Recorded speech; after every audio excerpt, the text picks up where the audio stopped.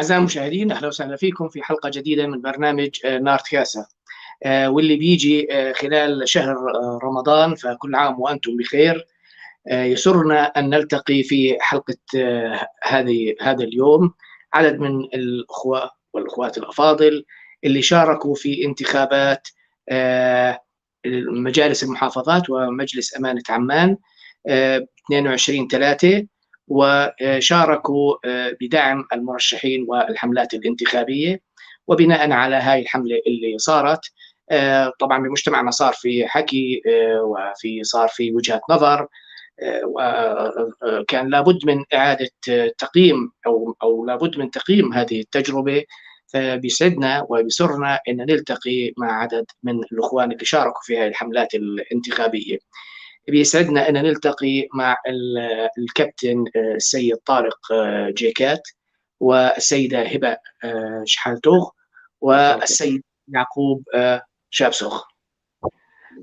أهلا وسهلا فيكم جميعا في هذه الحلقة.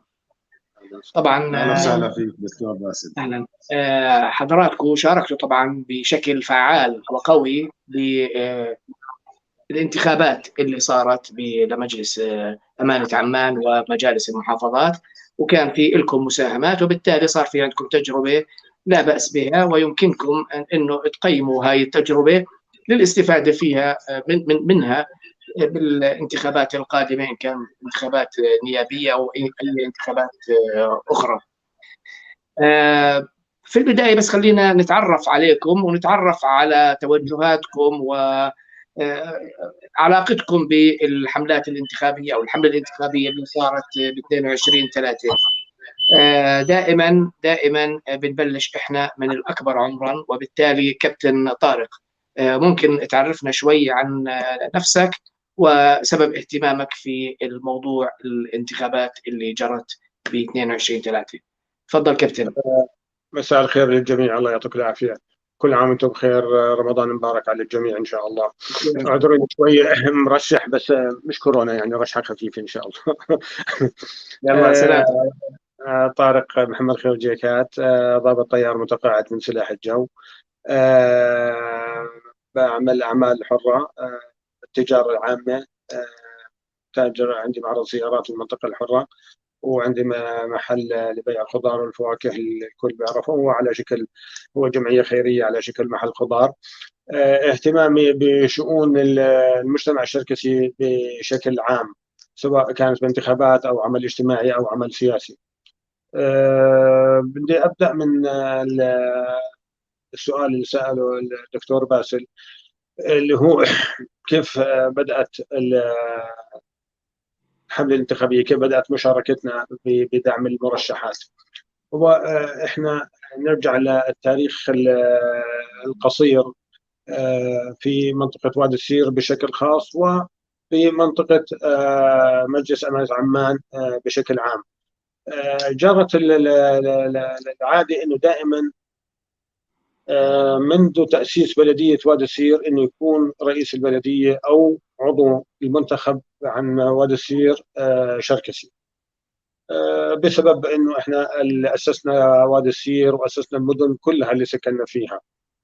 فهذا الحكي دام أكثر من 100 سنة، وللأسف الشديد خلينا نحكي من 15 ل 16 سنة الماضية لم يكن لنا مشاركة على الإطلاق في الانتخابات. كانت تمر انتخابات البلدية أو مجلس أمانة عمان بعد ما انضمت لأمانة عمان، وما استحدث مؤخرا اللي هو مجلس إدارة المحافظات، بما كان يسمى اللامركزية وصار اسمه إدارة المحافظات، وصار إنه بالانتخاب. فمن 16 سنة لم يشارك أي مرشح شركسي في هذه الانتخابات، وشبه، خلينا نحكيها بصراحة، شبه رفعنا الراية البيضاء واستسلمنا وسلمنا الراية لغيرنا وانتهى دورنا عندها. ف بالسنة هاي أنا وسعادة النائب عدنان مشوقة قعدنا وحكينا بالموضوع هذا. والقانون، بس بدي أعطي نبذة بسيطة عن القانون عشان المشاهد يعرف عن إيش بحكي بالضبط. القانون، مجلس أمانة عمان مكون من 22 منطقة، بالإضافة إلى 25% وهم عدد 6 سيدات بفوزوا بالكوتا النسائية، وكذلك مجلس المحافظات اللامركزية، بس العدد أكبر باللامركزية. فقلنا احنا من قراءتنا لمشهد الانتخابات، هذا الحكي كان بآخر شهر واحد، وكان أمامنا حوالي 50 يوم للعمل. فشفنا انه المكونات والجيراننا بمنطقه وادي السير، تنقسم وادي السير الى 3 مكونات رئيسيه، وهما اخوان العبابيد واخوان القيسيه والشركس. فكان الاخوان العبابيد والقيسيه معدين العده قبلينا، وكانوا عاملين مرشحين اجماع، كل عشيره مجمعه على واحد من لمجلس محافظات ومرشح لمجلس أمانة عمان.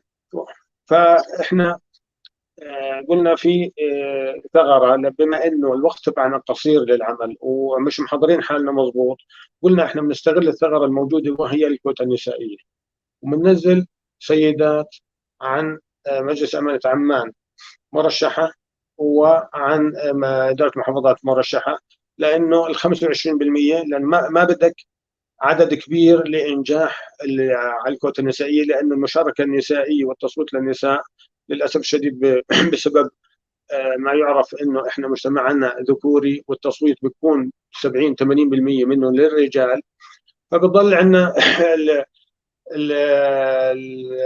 الفرصة سانحة لإنجاح المرشحات على الكوتا النسائية.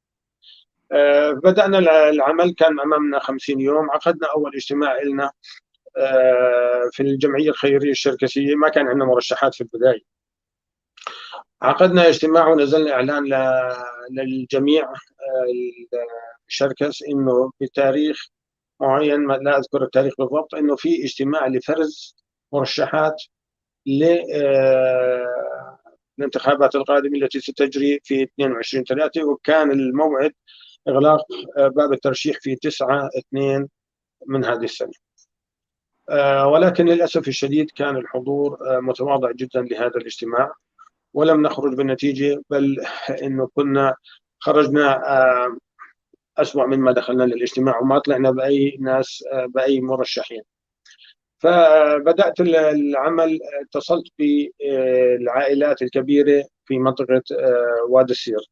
أنا كان التوجه تبعي إنه ننزل مرشحين عن منطقة صويلح ومنطقة وادي السير ومنطقة مرج الحمام ومجلس بلدي ناعور، وهي المدن والمناطق اللي تكثر فيها الكثافة السكانية الشركسية.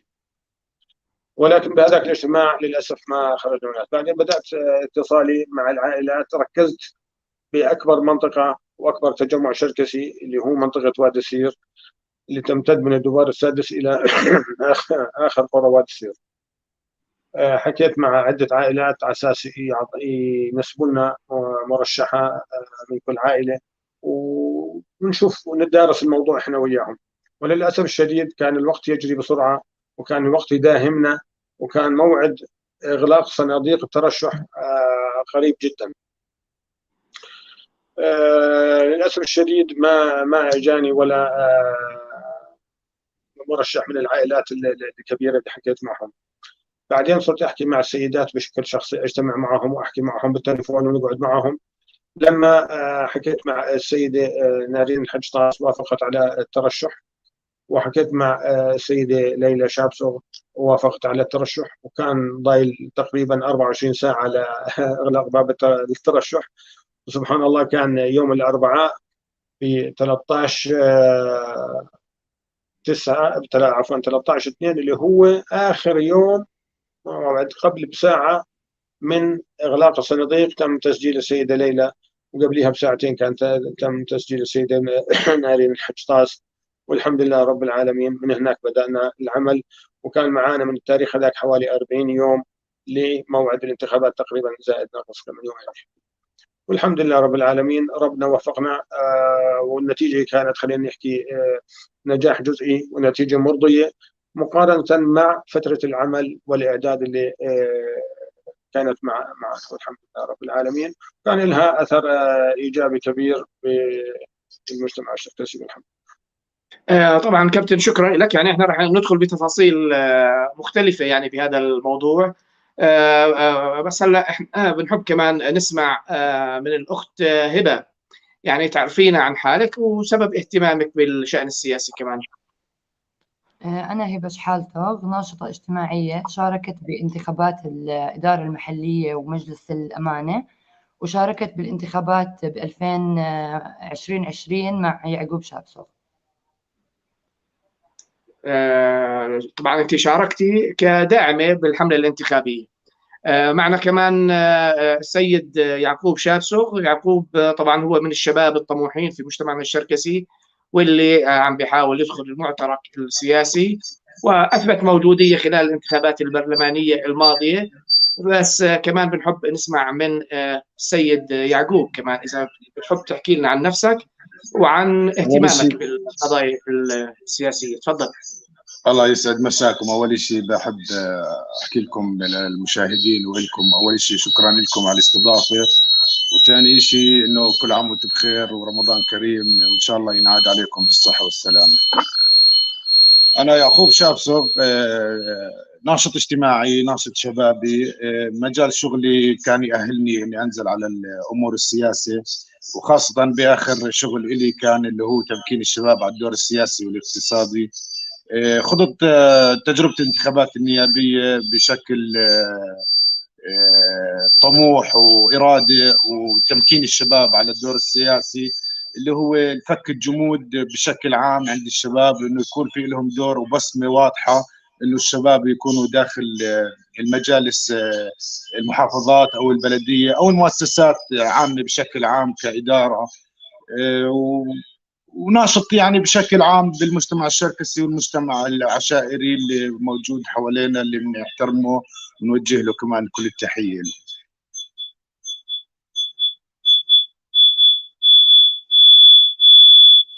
في تلفون يمكن عند السيد يعقوب. شوية ميكروفونك إذا ممكن ترتيبه، لأنه عم بيطلع صوت.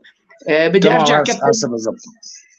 يلا كابتن طارق. طبعا احنا بدنا ندخل شوية بتفاصيل لها علاقة بالحملة الانتخابية ومدى إيجابيات وسلبيات الحملة اللي صارت أو الثغرات.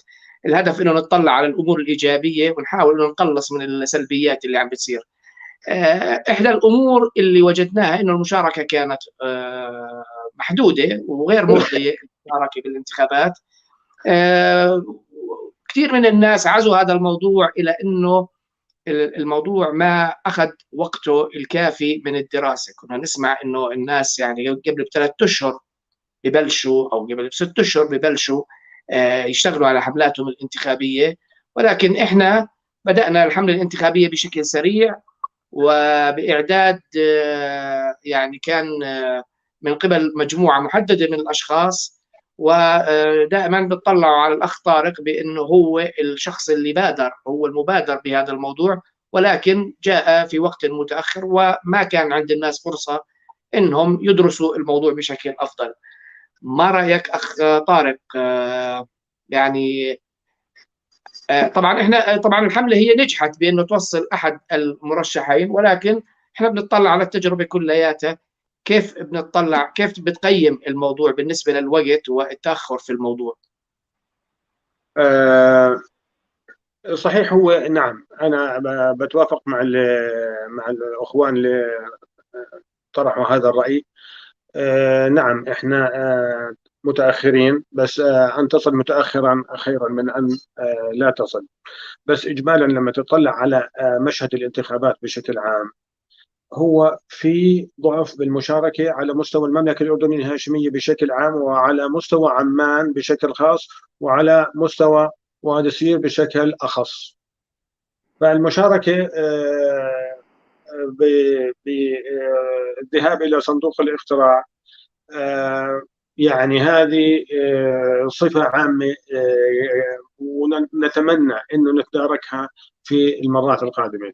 صحيح إحنا كان عندنا فترة الإعداد قصيرة، ولكن هذا رب ضارة نافعة، هذا خلانا أعطانا حافز أقوى، وخلانا نشتغل ونوصل الليل بالنهار، وخلانا ما نوفر من جهدنا جهد، سواء على المستوى الفردي سواء على مستوى المؤسسات اللي لقينا منها كل الدعم، ابتداء من الجمعية الخيرية الشركسية المركز والفروع والمجلس العشائري. وللعلم انه قبل لا تفوتني الفرصه، انه اجتمعنا مع المجلس العشائري، والمجلس العشائري وجميع المؤسسات عقدوا اجتماع لدعم الانتخابات، وكل رؤساء المؤسسات الشركسيه ابدوا الدعم المطلق للمرشحات، وهذا كان له اثر كبير بإنجاح واحدة من السيدات وإيصالها إلى الموقع اللي نتمناه. كنا نتمنى أفضل من هذه النتيجة، كنا نتمنى أن نصل إلى إنجاح المرشحتين، ولكن زي ما تفضلت النقطة الأساسية كانت قصر فترة الإعداد، زائد أنه ناخبنا الشركسي بشكل خاص جرت العادة بجميع الانتخابات السابقة اللي شاركنا فيها، وخاصة الانتخابات النيابية، إنه في عندنا كوتا شركسية. فالناخب الشركسي دائما، بديش أحكي الكل، أما الأغلبية الناخبين عشان ما نعمم، بيعتمد على الكوتا، وبقول ما دام في نائب شركسي بده ينجح، خلص ليش بدي أروح أشارك بالانتخابات؟ فهذا الحكي خلى بعقله بخلفيته انه ما يعزف عن المشاركه بالانتخابات. هذه اثرت انه هذه الانتخابات ما فيها كوتا، وحاولنا نوصل الرساله للناخب انه هذه الانتخابات تختلف عن الانتخابات السابقه. هذه اذا ما احنا تعودنا انه يجينا المقعد النيابي على طبق من ذهب، انه تفضلوا هي لكم مقعد، بغض النظر عن عدد المنتخبين، ولكن هذا الحكي سوى عنا استرخاء من الناخب، وما عم يطلع على صندوق الاقتراع. فنسبة التصويت في عمان بالعاصمة كان 14.7% من الناخبين، وفي منطقة وادي السير بشكل خاص كان بحدود 10.5%. بس إذا بدنا نيجي للشركس بشكل خاص تنخفض عن 10% بقليل، يمكن تقدر ما بين 7 إلى 8%، يمكن هذا حسب تقديراتي الشخصية. فالحمد لله رب العالمين، دائما احنا بنحكي العبرة بالنتائج، وبنرجع بنحكي انه ما اخفقنا، حققنا جزء ونتيجة مرضية نسبيا. كنا نتمنى افضل من ذلك، ولكن لم يكن بالامكان اكثر مما كان. يعني كابتن، طبعا يعني أنا بنقل وجهات نظر الشارع الشركسي والناس اللي تابعوا الانتخابات. يعني وجهة النظر إنه إحنا طبعا بدنا يكون عندنا وضع أفضل من هيك، وزننا لازم يبين بشكل حقيقي.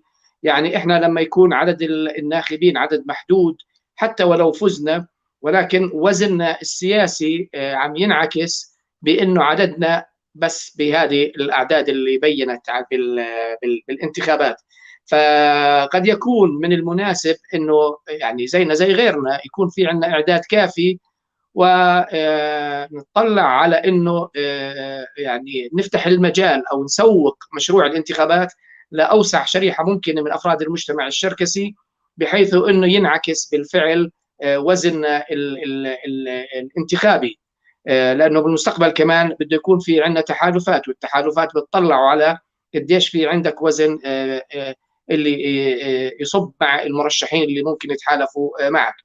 فيمكن من المهم جدا اذا بدنا نطلع على مساله توقيت موضوع الانتخابات، لابد انه نعطي القضيه الوقت الكافي، وما نحاول انه نستعجل بشكل سريع، حتى ولو كان الإنجاز محاولة كويسة وأسفرت عن نجاح أختنا الفاضلة ليلى شابسوغ.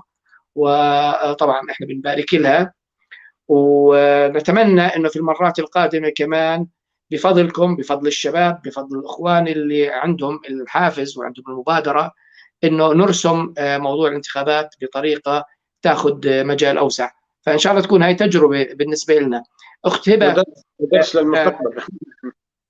أخت هبة، يعني حضرتك كنت ضمن عدد محدود من السيدات في مجتمعنا الشركسي اللواتي تطوعنا بشكل كبير وواسع، وكنت موجودة كل يوم معهم دعما للمرشحات في حملتهم الانتخابية.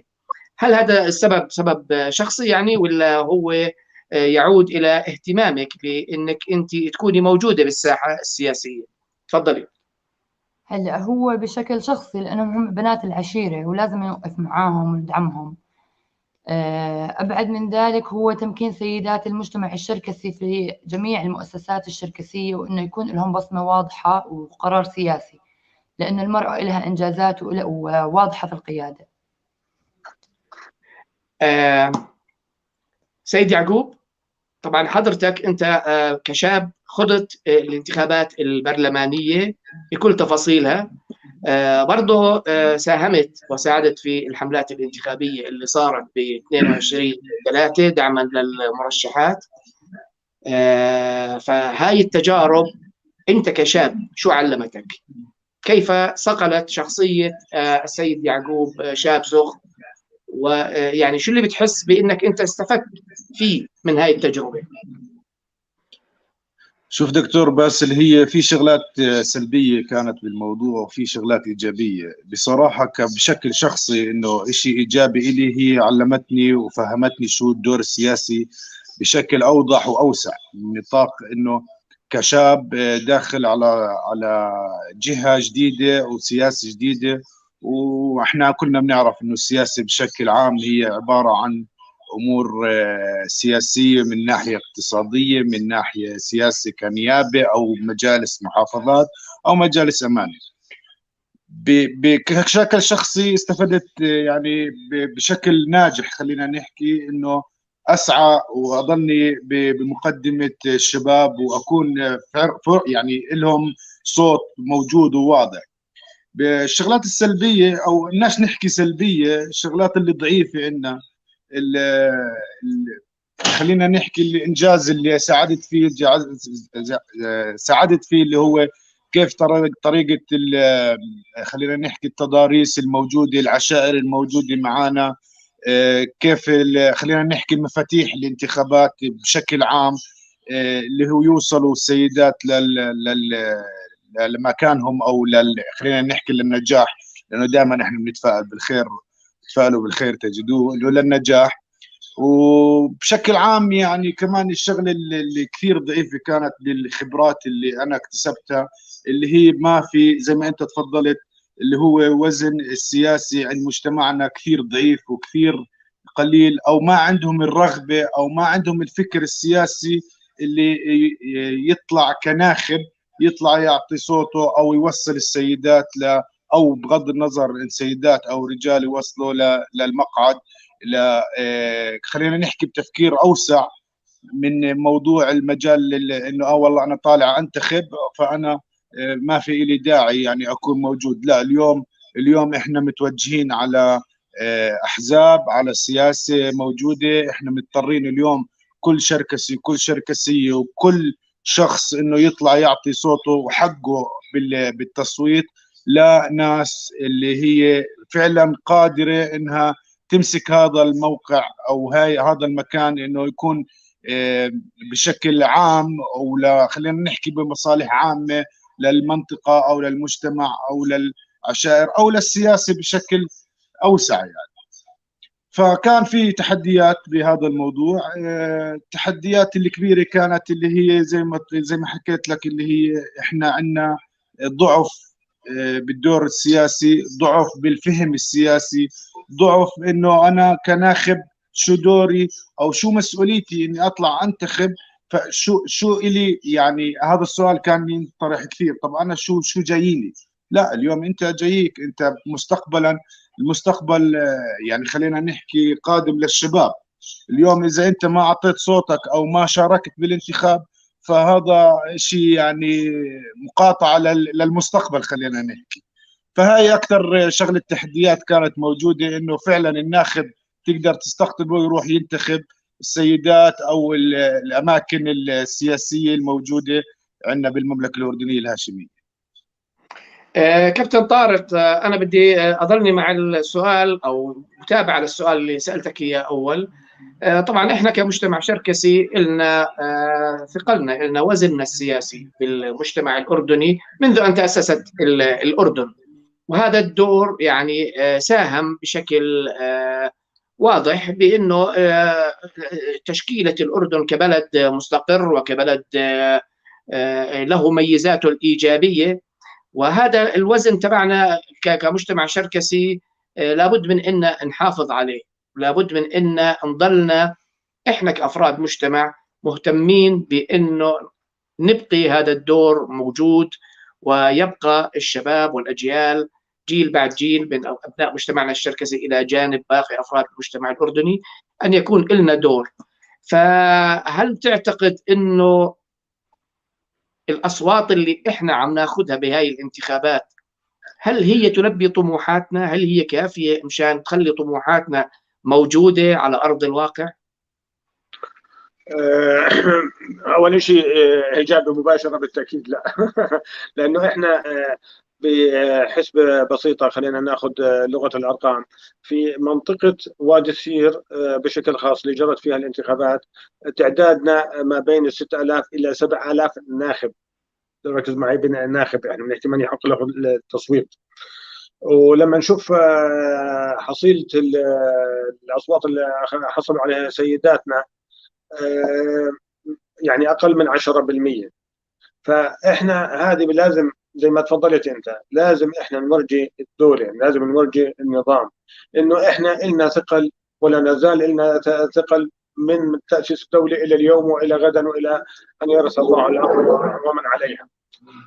عزوفنا عن الانتخابات بشكل عام سيعطي صورة سلبية، وسيظهر عكس ما هو موجود. سيظهر انه تعدادنا احنا شايفين، هي انتم نزلتوا سيدتين للانتخابات، ما واحدة كملت 2000 صوت، بينما العشائر الاخرى عم يوصلوا 4000 صوت. فهذا عم يعكس الصورة، وصورة غير حقيقية عن حجمنا في المناطق اللي بنسكن فيها. فلازم احنا نوعي المجتمع الشركسي بشكل عام والفئة الشبابية بشكل خاص انه هذا الحكي ليس مجرد انه انتخابات وطنية، هو عملية اثبات وجود. لازم تروح على صندوق الاقتراع، ولازم ينعرف احنا قديش وزننا الانتخابي في المناطق اللي احنا ساكنين فيها. ما لازم نتخلى عن دورنا نهائيا. لازم نوصل، نخلي مرشحيننا يوصلوا مش بالكوتات، لازم نخليهم يوصلوا بالتنافس الحر، ونورجي قديش قوتنا احنا. اذا ضلينا متقاعسين وقاعدين وما بنروح لصندوق الاقتراع، راح ياخذوا عنا انه احنا لم يعد لنا وجود، وراح انه تلاشينا. ونحن ليس كذلك، نحن مؤسسين وبناء، ومش مجرد راقين طريق. احنا قبل قيام الاماره، وقبل الهاشميين، وقبل جميع مكونات المجتمع الاردني سكننا بالمناطق اللي احنا فيها وبنيناها، ولا نزال نبني فيها. مش لازم نتخلى عن هذا الدور في الوقت الحالي. ندعو للشباب، ادعو المجتمع الشركسي بشكل عام والشباب بشكل خاص الى المشاركه الفعليه والمشاركه في صنع القرار، بغض النظر عن اهميه الانتخابات. قد تقول زي ما تفضل الاخ يعقوب انه شو جايك اول شيء انك اثبتت وجودك وقلت للناس انه انا موجود. هذه اهم نقطه بتيجيك. ومش لازم مش لازم نقعد ونترك الميدان لغيرنا ونقعد كمتفرجين. احنا بناء، احنا صناع، احنا اصحاب قرار. لا يجب ان نتخلى عن دورنا ومسؤولياتنا، لانه كل ما استمر الوضع هذا بالتراجع، كل ما قلت هيبتنا عند الدوله. بدنا نورجيهم انه لا نزال الرقم الصعب في صنع القرار في المناطق اللي احنا ساكنين فيها، وفي المملكه الاردنيه الهاشميه بشكل عام. سيدة هبة، طبعا في بقانون الانتخابات في حق للسيدات، وبصفتك سيدة، الكوتة المخصصة للسيدات، سيدات مجتمعنا الشركسي، هل وجدتيهم من خلال الحملة الانتخابية اللي دعمتيها، هل وجدتي بأنه في إقبال من سيدات مجتمعنا الشركسي اللي احتكيتوا فيهم خلال هاي الحملة الانتخابية؟ هل شعرتوا بأنه في عندهم اهتمام بالموضوع السياسي؟ هل شعرتوا بأنه مستقبلا في أعداد ممكن أنها تشكل نواة أو تكتل أو لوبي من السياسيات الشركسيات اللي يكون لهم دور واسع في المشهد السياسي اللي موجود في الأردن؟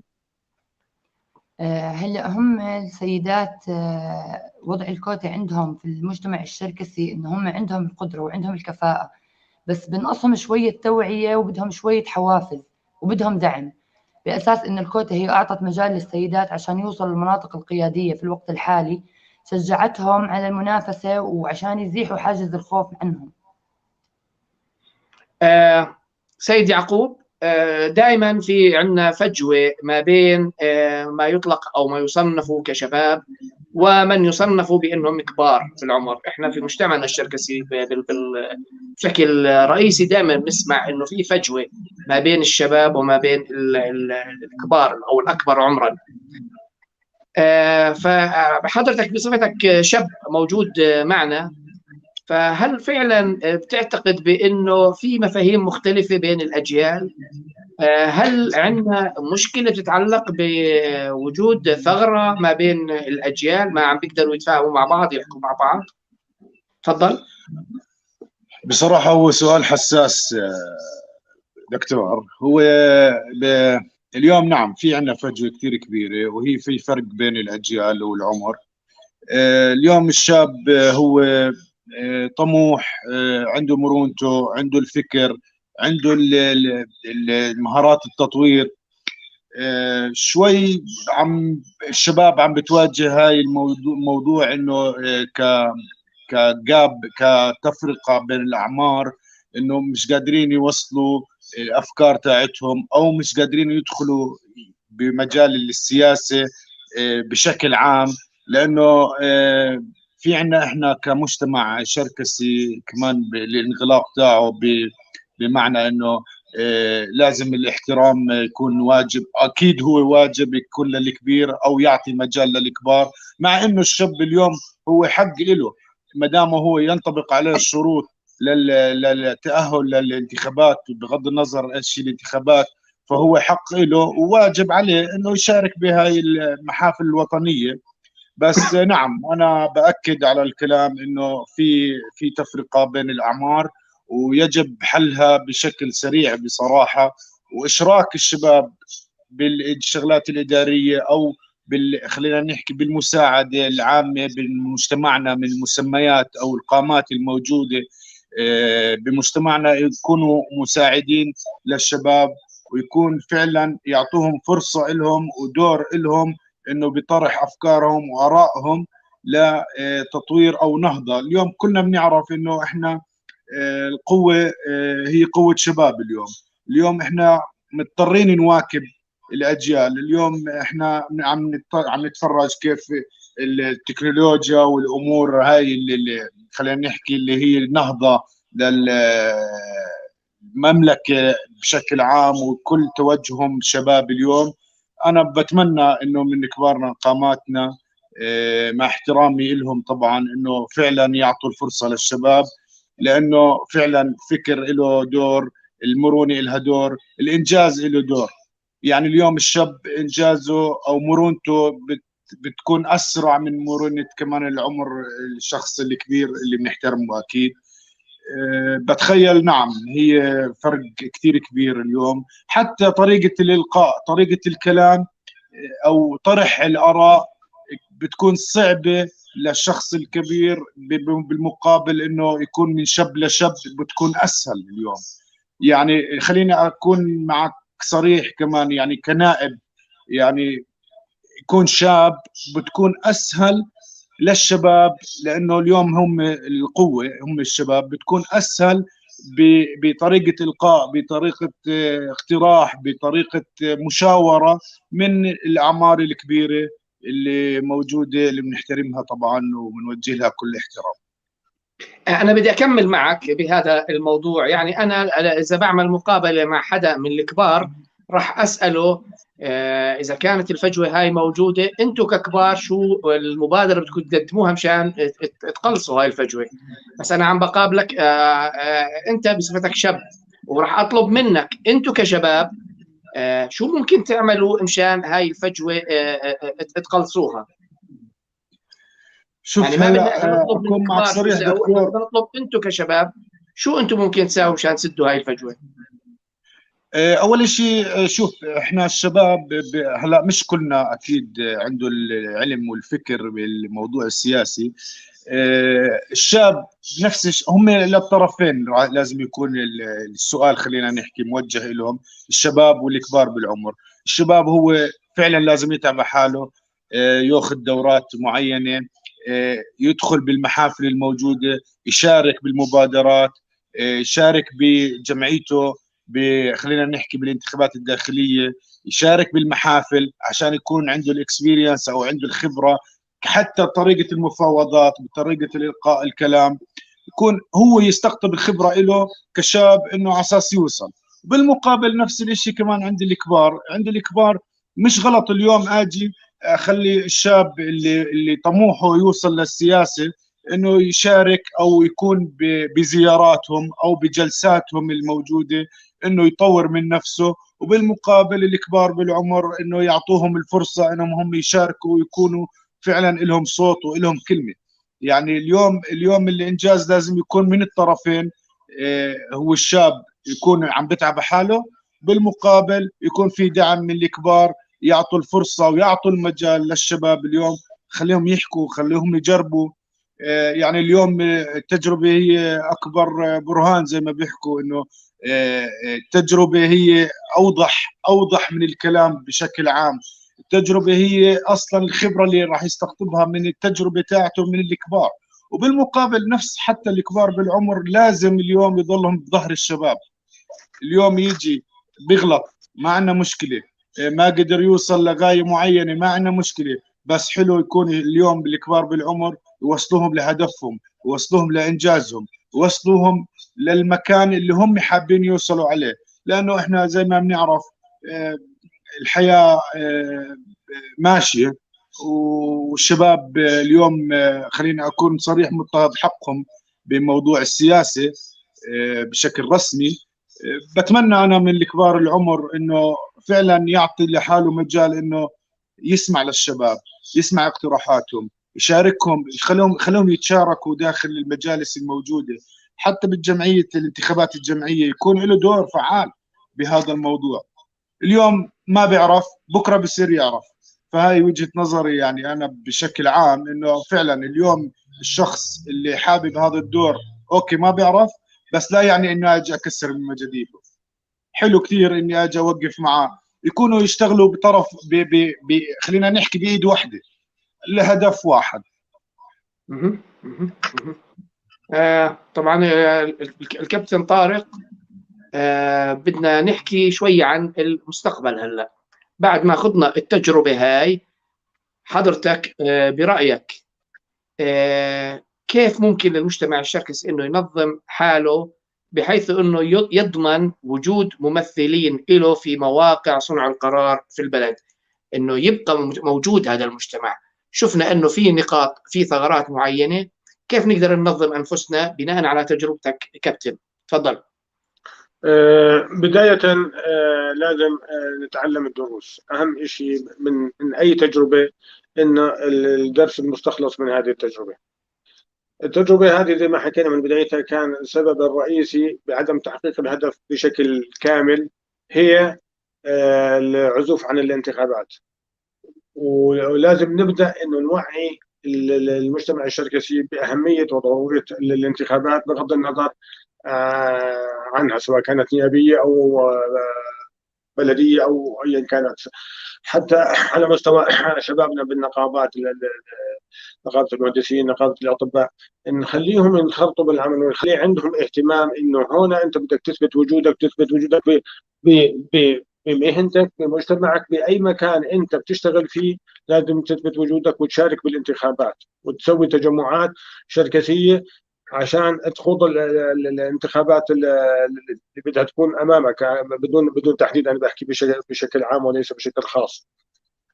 لازم زي ما حكينا كمان مره ثانيه بنعيد وبنكرر، احنا اجتنا فرصه ذهبيه لاستعاده موقعنا في بلديه وادي السير او مجلسنا في امل، وفرطنا فيها. كانت كل اللي بيلزمنا بس انه نقوم لصندوق الاقتراع. الاخ يعقوب تفضل بشغله، انا دائما تركيزي على الشباب لانه ما اخذوا دورهم بهذه الانتخابات. يعني انا ما بدي اقول حق فلان ولا حق فلان، بس هذه الفرصه كانت فرصه ذهبيه انه الشباب ياخذوا دورهم ويحققوا انجاز، ويقولوا احنا اللي انجزنا واحنا اللي حققنا. لا تنتظر انه سين من الناس سواء كان كبير او صغير او رئيس مؤسسه يقول لك تعال. لا، انت لازم تشارك، انت لازم تنخرط، انت لازم تاخذ حقك. الحق لا يطلب طلب ولا يستجدى، الحق يؤخذ وصابا. اذا لك في حق لازم توقف وتقول انا بدي اخذ حقي. لا تستنى ناس يقول لك تكلم، لازم صوتك يطلع بدون ما يقول لك ناس تفضل احكي،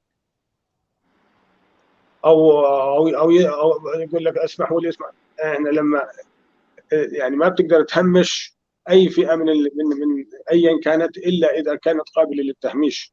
فانت لا يكون عندك انه انا مهمش ولازم يقولوا لي احكي ولازم اخذوا حقي ومش معطيني دوري. انت اللي بدك تاخذ دورك، انت اللي بدك، ما بدك تستنى الناس يحكي لك تعال تفضل.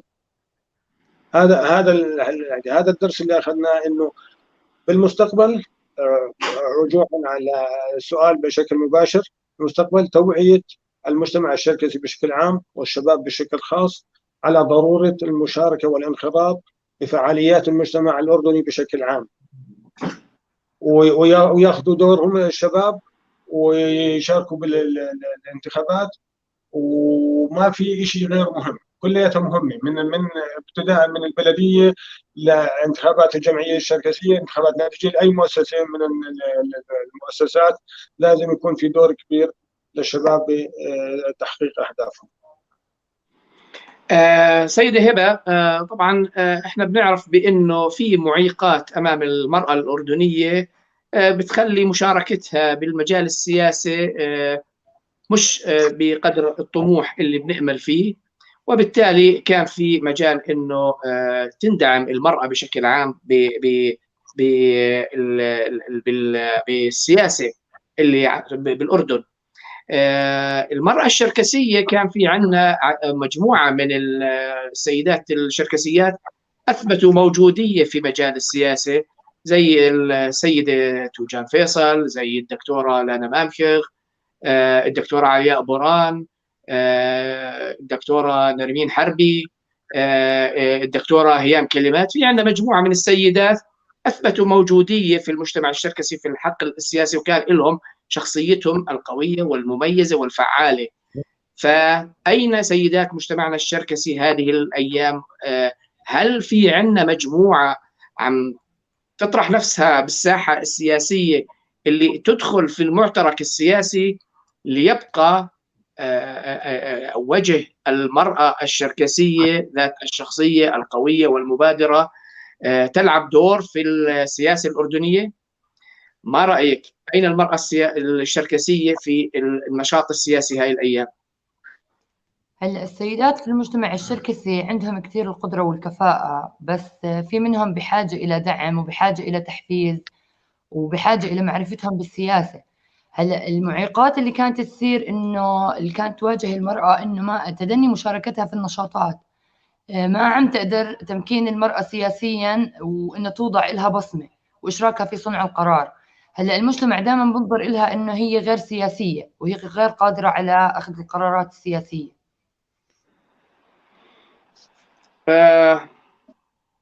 أخي يعقوب، الحياة الحزبية قادمة بشكل مختلف خلال الفترة القادمة، يعني في بعض الاختلافات راح تكون موجودة حسب تطبيقات اللجنة الملكية.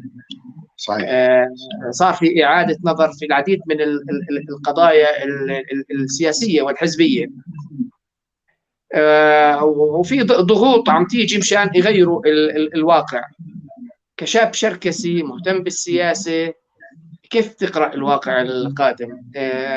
التغييرات اللي حاصلة، شو بتنصح الشباب انهم كيف ينظروا لها، كيف يستعدوا مشان الواقع القريب القادم؟ شوف دكتور، اليوم الاحزاب هم مصدر قوه. احنا كنا جربنا الانتخابات السابقه واللي قبليها. احنا اذا كنا نحكي قبل 5 سنين كلمه حزب كان بصراحه يعني يصير عنده مشاكل امنيه. اليوم التوجه كله احزاب.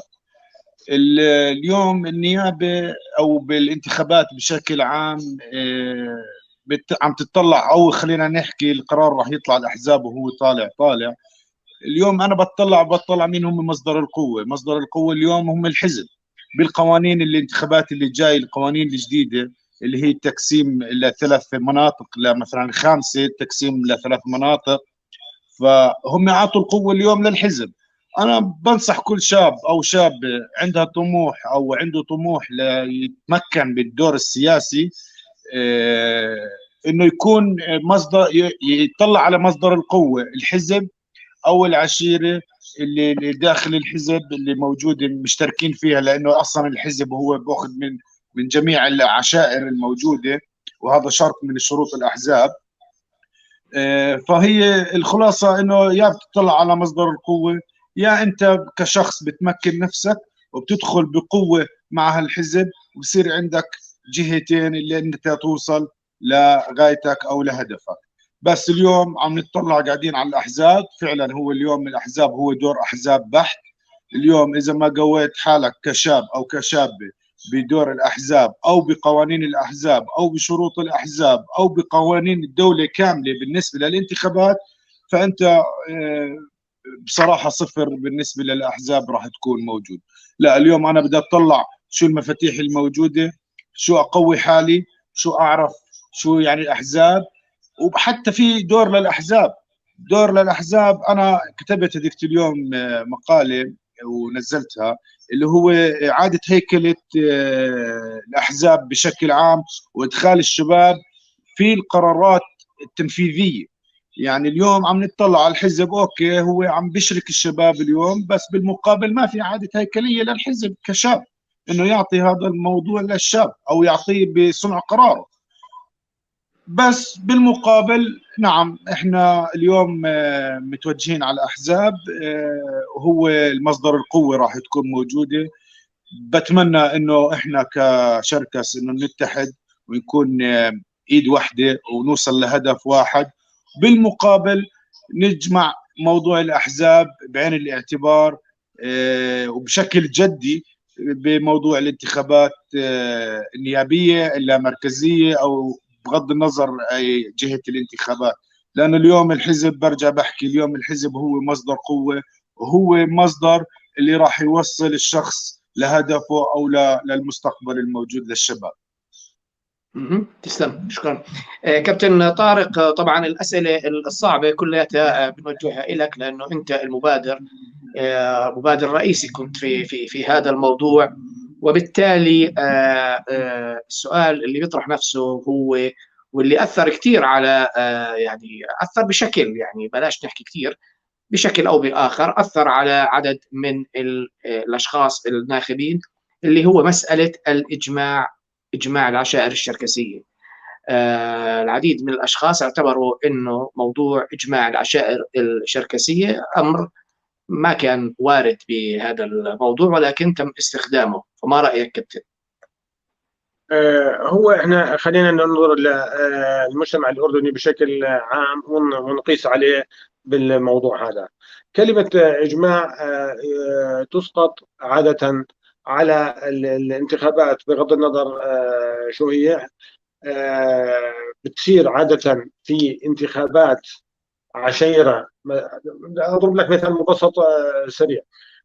جرت العاده بالعشائر الاردنيه الكبيره جدا بيعملوا انتخاب على مستوى العشيرة للإجماع على شخص معين، ومن يفوز بهذا الإجماع بنسبوه للخوض الانتخابات. وخلينا نحكي مثال الانتخابات النيابية.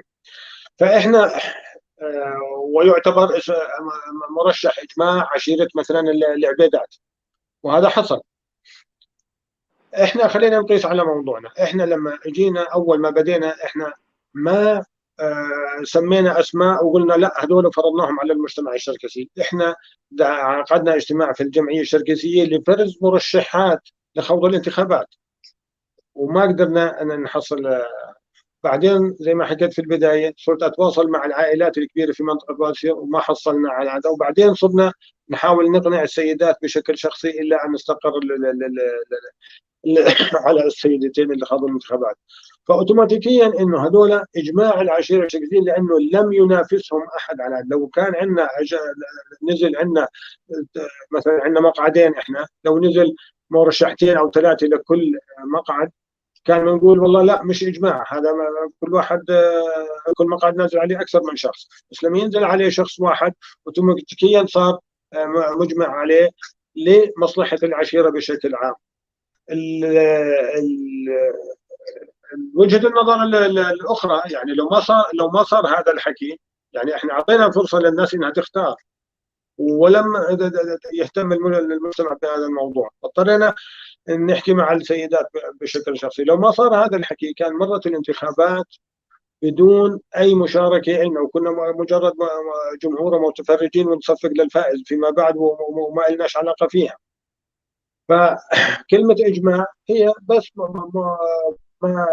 ما بدناش نكبرها، هي بس مجرد إنه هذا الشخص هو مرشح العشيرة الشركسية للمقعد مجلس أمانة عمان، وهذا الشخص لإدارة المحافظات. وما بنقول الإجماع لا يعني إنه إجماع 100%، هو حازوا على أغلبية ولم ينافسهم أحد على بالانتخابات.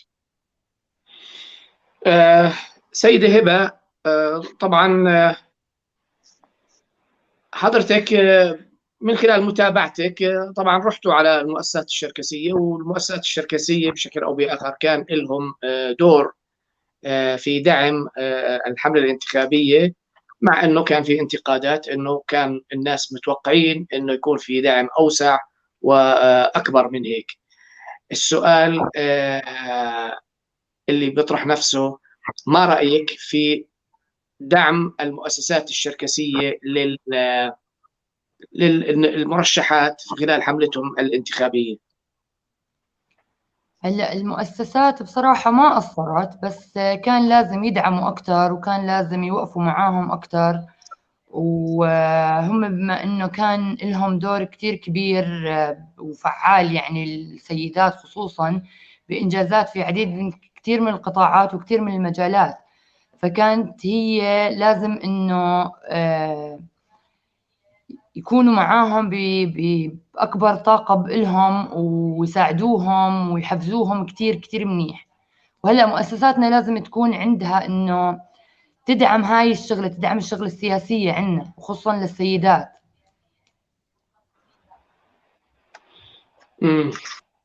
سيد طارق، عفوا سيد يعقوب، رسالتك، ما هي رسالتك اللي بتحب توجهها للشباب في مجتمعنا الشركسي؟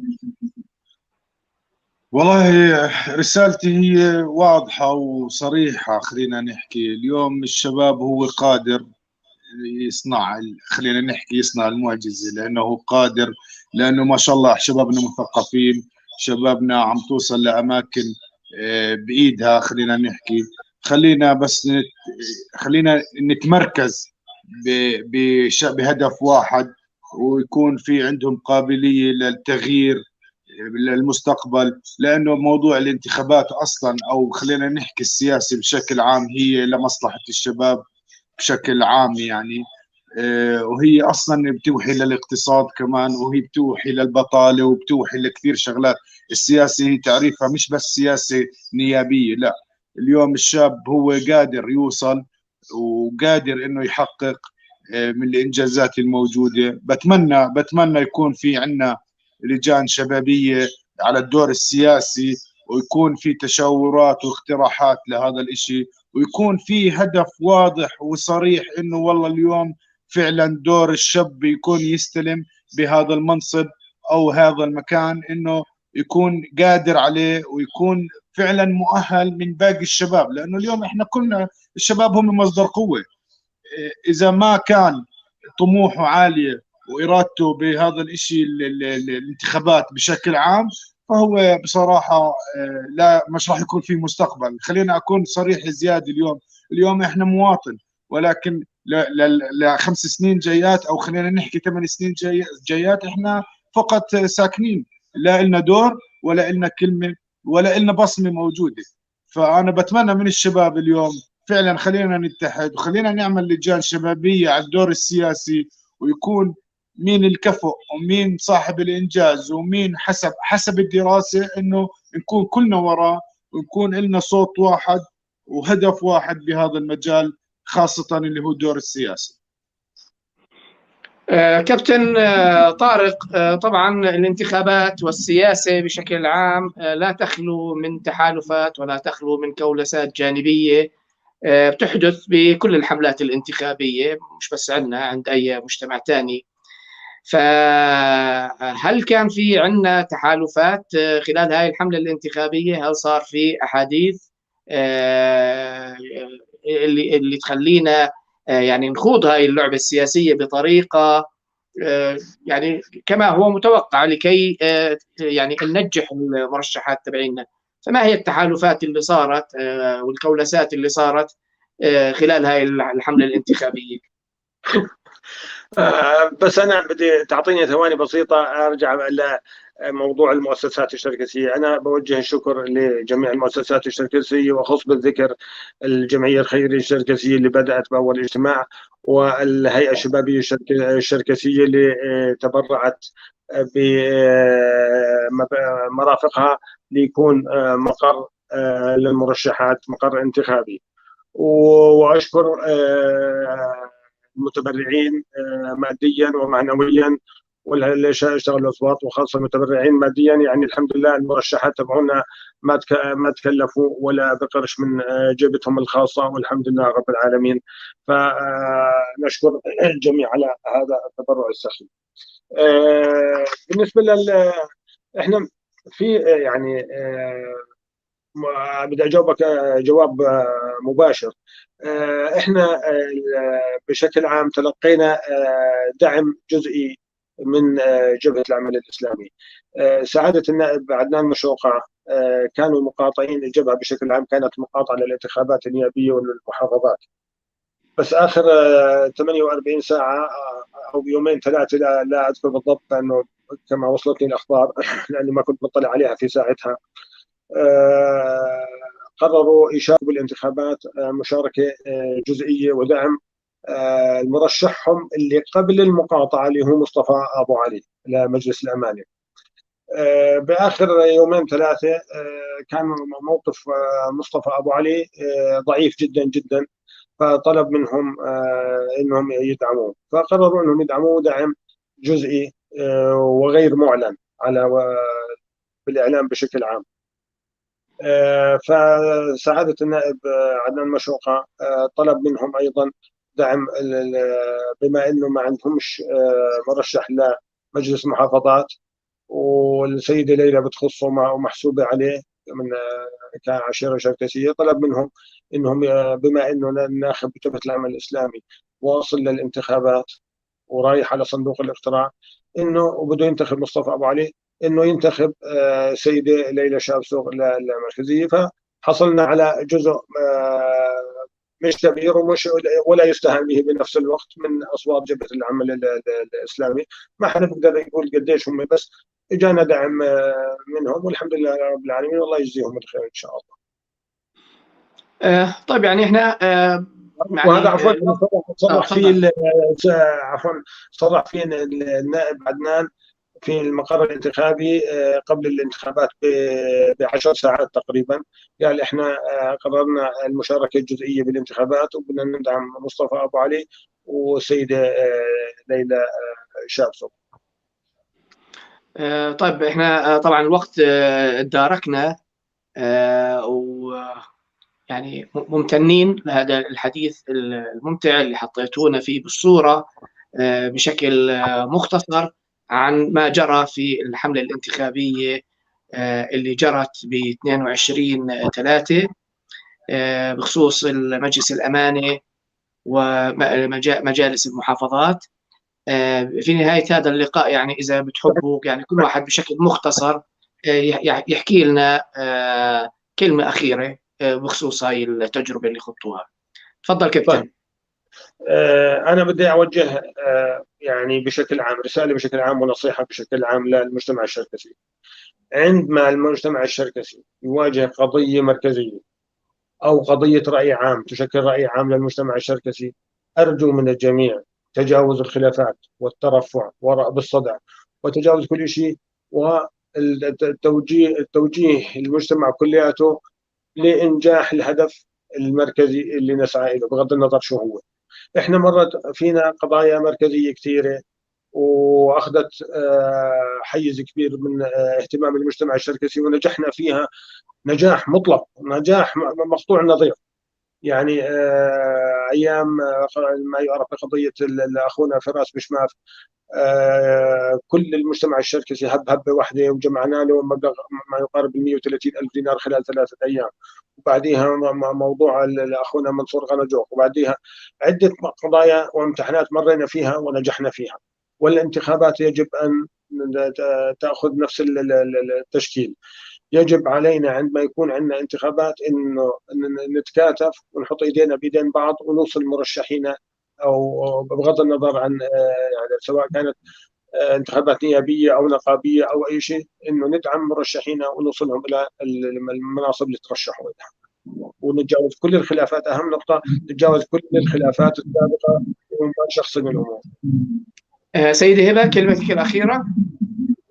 هلا بحب احكي لهم انه لازم نتوحد ويكون لنا بصمه واضحه على الاقل لتاريخ الشركسي، وما يكون في عندهم تفرقه، ويكون كلنا هدف واحد وانجاز واحد، لان اليوم نكون او لا نكون. ولازم يكون للمرأة دور فعال وواضح في الانتخابات السياسية، وهذا الاشي بيعكسها في المستقبل بشكل اساسي. سيد يعقوب تفضل. أنا والله بدي أحكي شغلة كثير مهمة. اليوم إحنا صح متوجهين على الأحزاب، بس حلو اليوم إحنا كمجتمع نقرر ونعمل إنجاز كثير كبير إنه فعلا نستقر على شخص واحد بغض النظر عن الحزب. إذا أنا اليوم بدي هذا الشخص يوصل لهذا المقعد أو للمكان اللي هو حابب يوصله بالكفاءة تاعته، فعلا خلينا نكون اليوم نتوحد، نكون إحنا مصدر القوة مش الحزب يكون مصدر القوة. أنا هاي وجهة نظري. اليوم أنا كشركسي كمجتمعي الموجود هو يخلي يكون إلي مصدر القوة عشان يكون هو مصدر الضغط على الحزب أو على الجهات الثانية، نكون فعلا إحنا اللي رايدينه إحنا نوصل له. ليش إحنا دائما نتأخر إنه نخلي الحزب يكون مصدر قوة عن مجتمعنا؟ لا، إحنا مجتمعنا قادر وقوي. إذا اليوم إحنا كنا قادرين نوصل الأشخاص من مجتمعنا بقوة لهذا الموقف أو للمكان اللي هو يرغب فيه أو اللي هو مؤهل له، بعديها بصير تحالفات مع الحزب، لأنه أصلا أوريدي راح يكون في حزب بشكل رسمي، الأحزاب قوانين الأحزاب بشكل رسمية. بس الغاية من الموضوع خلينا إحنا كمجتمع نكون مصدر قوة عشان نقدر نكمل بقوة مع الحزب، أو خلينا نحكي بشكل عام إنه نكون إحنا القوة على الحزب. ليش إحنا دائما بنخلي نحكي الحزب هو القوة؟ لا، خلينا الطرفين قوة ونضلنا ماشيين لهدف للمصلحة العامة بشكل عام يعني. وشكرا لكم وشكرا على الاستضافة تاعتكم. تسلم. شكرا لكم. في نهاية هذه الحلقة بتوجه لحضراتكم بالشكر الجزيل السيد طارق جيكات والسيدة هبة شحاتوخ والسيد يعقوب شابسوغ على وجودكم معنا في تقييم انتخابات أمانة عمان وانتخابات مجلس المحافظات. أعزائي المشاهدين، شكرا جزيلا لكم على متابعتكم لنا، وكل عام وأنتم بخير. كل عام وأنتم بخير. الله يعطيكم العافية. شكرا.